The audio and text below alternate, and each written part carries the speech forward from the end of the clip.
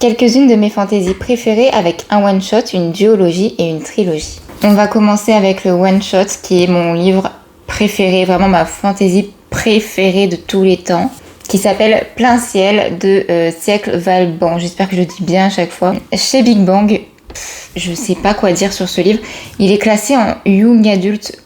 Personnellement, je ne l'aurais pas classé en young adulte. L'univers est tellement complexe, surtout au début, et c'est tellement dur à comprendre. Et il y a des moments tellement sombres, etc. Enfin, pour moi, c'est plus du adulte que du young adulte, mais ça, c'est personnel. C'est un excellent livre. J'ai adoré La Plume de Siècle Valban. Et là, je suis en train de lire en ce moment Le Chant des Noms. Et il faut savoir que Plein ciel, je l'ai lu il y a plus d'1 an. Et Le Chant des Noms me rappelle vraiment beaucoup Plein ciel. Et je suis en train de vivre vraiment ma meilleure vie parce que j'ai l'impression de de me replonger un peu dans l'univers de Plein ciel alors que voilà, les deux bouquins n'ont rien à voir, mais d'un autre côté il y a aussi quand même beaucoup de similitudes. Alors Plein ciel, de quoi ça parle? C'est une sorte de dystopie avec un système hiérarchique assez spécial qu'on apprend au fur et à mesure du livre. En gros, dans le livre, au début c'est normal qu'on n'y comprenne rien parce qu'à chaque fin de chapitre il y a la définition d'un terme de l'univers, enfin d'un terme du roman. Et donc ça s'emboîte petit à petit. Mais en gros, on est dans un univers dystopique où il y a un opéra. Et chaque représentation de l'opéra est très très importante. Parce que si quelque chose foire, par exemple si la chanteuse de l'opéra fait une fausse note, il y a une catastrophe qui se passe dans le monde. Ça peut être une maladie qui éradique énormément de personnes. Ça peut être une catastrophe naturelle. Enfin voilà, plein de choses. Et donc, tout le monde doit œuvrer à ce que l'opéra se passe, à ce que les représentations à l'opéra se passent correctement. Chaque personne a un pouvoir assez particulier et nous, on va suivre Ivoire, qui de base ne fait pas partie de l'opéra et qui est capable de maîtriser, qui a la magie des rubans. À travers ces rubans, elle peut y mettre, on va dire, des sentiments. Donc voilà, elle est nommée la dompteuse de rubans. Et elle va rejoindre l'opéra suite à quelque chose. Le premier acte, ça fait vraiment très Downton Abbey, je sais pas si vous connaissez la série, mais avec de la magie. C'est-à-dire que y a des aristocrates et tout ce qui est personnages qui s'occupent de cuisiner, les femmes de chambre dans Downton Abbey, enfin les majordomes, etc. Donc le premier acte, c'est vraiment ça, des petits complots par-ci par-là entre l'aristocratie et le reste, voilà, on n'en sait pas trop, et il y a des secrets quand même vachement sombres. Le deuxième acte, en fait, plus on avance, plus c'est très sombre. Le deuxième acte et le troisième acte, ça commence à devenir vraiment très sombre. Il y a quelques trigger warnings dans le roman, faites attention. Mais c'est génial, j'ai adoré le personnage principal, j'ai adoré l'univers, les prénoms des personnages. On va avoir par exemple le chandelier, on va avoir bijou, on va avoir flûte. Enfin vraiment, ils ont tous des noms un peu comme ça. Et j'adore. Et dans le roman du coup que je lis, c'est vraiment pareil. Les noms, ça y est, les personnages, ils s'appellent livre, ils s'appellent ombre. Enfin, vraiment, c'est... Bref, j'en parlerai plus tard. Mais du coup, Plein ciel, c'est très... La plume, j'ai trouvé très belle. Presque... en fait, c'est très poétique parce qu'au bout d'un moment, à la fin des chapitres, vous avez aussi des poèmes. Et c'est le premier livre qui m'a fait pleurer. Alors que je pleure rarement devant des livres.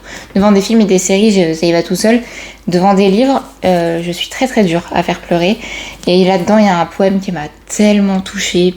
C'était bref, trop touchant et j'ai adoré. C'est un fan family aussi. Il y a... La personnage, elle tisse des liens très forts avec d'autres personnages et c'est hyper touchant. Vraiment, c'est très bien écrit, c'est fou. J'ai adoré la relation entre Ivoire et Kélicia, je crois qu'elle s'appelle comme ça. J'ai adoré leur relation. C'était super beau. Et je sais pas pourquoi ce livre m'a fait autant d'effets. Mais en fait, c'est très beau. La plume est magnifique. L'univers est incroyable. Mais c'est soit on aime, soit on n'aime pas. Parce que c'est très dur à lire au début. Franchement, c'est dur de comprendre. Et c'est pas pour tout le monde. C'est-à-dire qu'il y a des fois, ça peut paraître un peu lent, mais moi j'ai trouvé que ça rendait le truc très beau. Je pense que c'est soit on aime, soit on n'aime pas. Et moi vraiment, mais j'ai adoré. Et vraiment, si vous êtes habitué, je le recommanderais pas si vous lisez pas de fantasy. Mais si vous lisez de la fantasy, mais je vous le recommande 1000%. Que vous lisiez de la fantasy young adulte ou adulte. Alors attention, avec une certaine limite d'âge quand même, je ne conseillerais pas à tous les âges. Mais foncez parce que c'est un joyau, je le recommanderais toute ma vie. Ensuite, on a une duologie de fantasy adulte, qui s'appelle Le Roi Berger.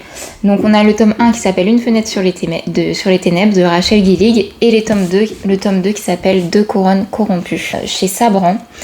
Alors c'est une fantasy adulte, mais franchement je trouverais presque young adulte. Enfin, je trouve que c'est à mi-chemin entre les deux. L'univers est moins complexe que celui de Plein Ciel. Enfin, c'est plus facile à comprendre, on va dire. Mais pareil, il faut faire attention au trigger warning. Alors, la romance est pas mal présente. Alors, ce n'est pas une romantaisie, hein, mais franchement, c'est pas loin. La romance est très présente dans ces deux romans. Mais là, pour le coup, ça ne m'a pas dérangée. Je l'ai trouvée bien écrite. Et surtout, ces deux tomes là, ces deux bouquins, je ne sais pas pourquoi, mais j'y pensais tout le temps. Je les ai lus presque d'une traite parce que j'avais besoin de m'y replonger. Quand j'étais au travail, j'y pensais. Quand je faisais la vaisselle, j'y pensais tout le temps. J'aimais beaucoup l'univers. Je pense que c'est un univers qui aurait pu être encore plus profond, plus travaillé, mais c'était quand même incroyable. En gros, pour vous résumer un peu le tome 1, pour vous faire un petit résumé, on va suivre Elspeth et on est dans un univers pareil, très dystopique, un peu gothique, où Elspeth elle se trouve dans le royaume de Bourde et tout autour il y a une brume qui dévore tout. Et si les habitants s'introduisent dans la brume, ils en reviennent avec une fièvre dont la plupart meurent. Si vous ne mourrez pas de la fièvre, vous avez alors de la magie en vous.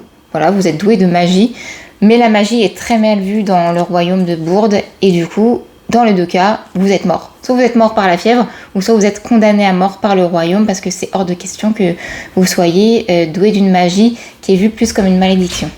Elspeth, du coup, elle, c'est une survivante de la fièvre, mais personne ne le sait, elle essaye de le cacher. Sauf que la magie donc qui en a découlé commence de plus en plus à faire son apparition. Et en gros, la magie qui est liée à la fièvre, c'est une sorte de créature qui est dans sa tête, qu'elle appelle le cauchemar. Elle va donc faire la rencontre du neveu du roi qui s'appelle Ravin. Et ensemble, ils vont se mettre d'accord pour essayer de lever la malédiction, de lever la brume. Ravin pour ses propres intérêts et Elspeth pour se sauver elle-même. Il y a un système de magie à l'intérieur avec des cartes. En gros, il y a 12 cartes de providence et et donc c'est le seul système de magie autorisé, on va dire.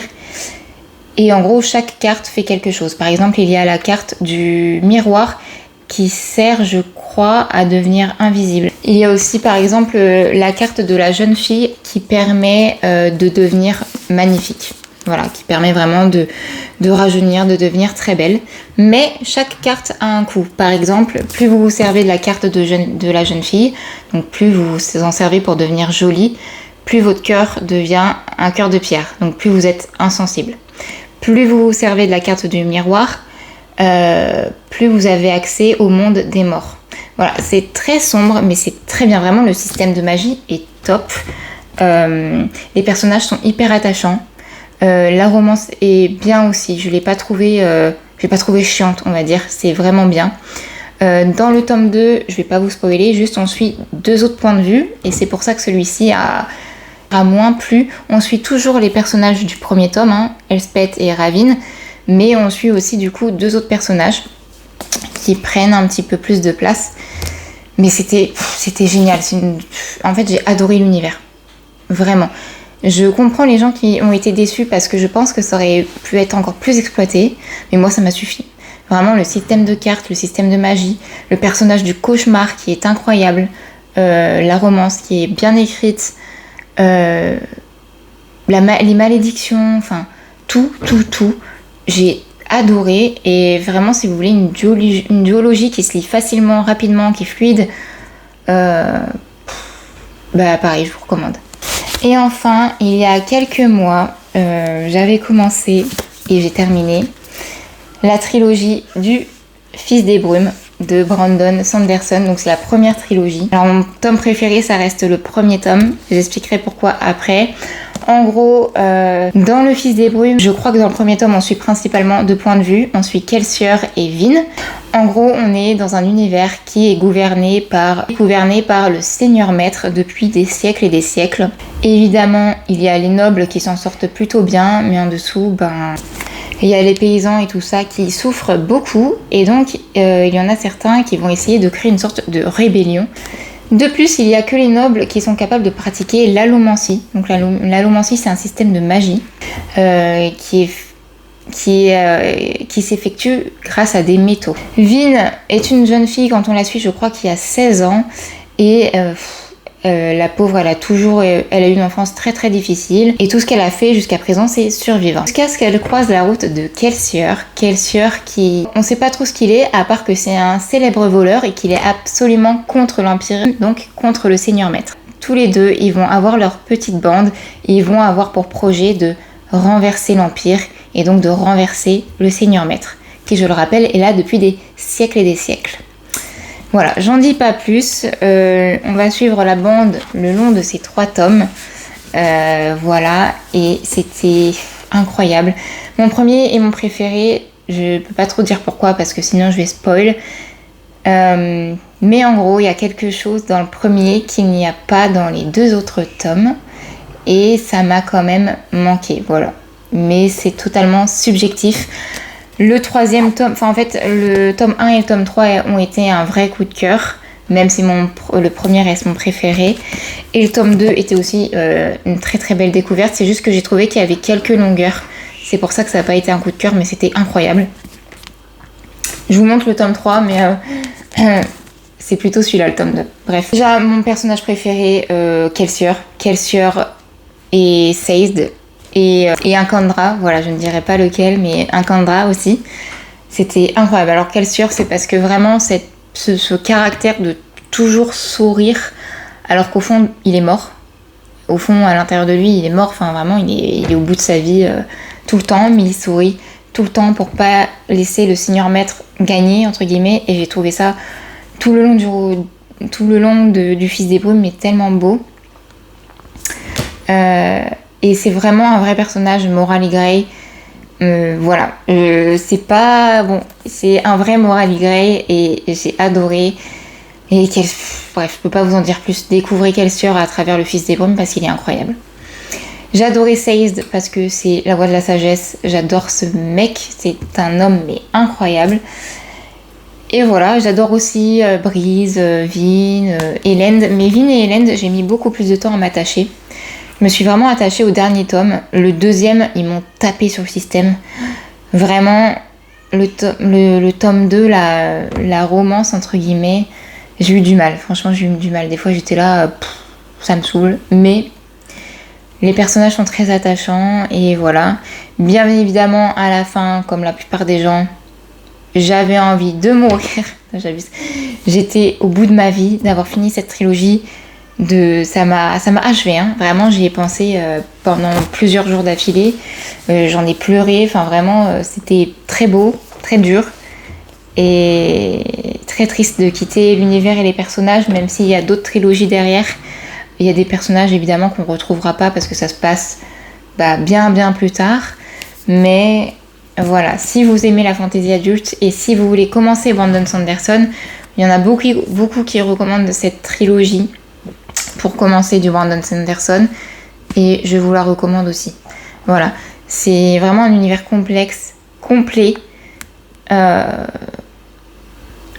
des personnages attachants de tout genre, de tout type, des plot twists, des retournements de situation, mais laissez tomber. Voilà, il y a tout ce qu'il faut dans cette trilogie, je vous la recommande 1000 fois. De la politique, mais vraiment incroyable. Si vraiment vous cherchez des enjeux politiques, des questions morales, voilà, plein de choses comme ça, mais n'hésitez pas, foncez lire le Fils des Brumes de Brandon Sanderson.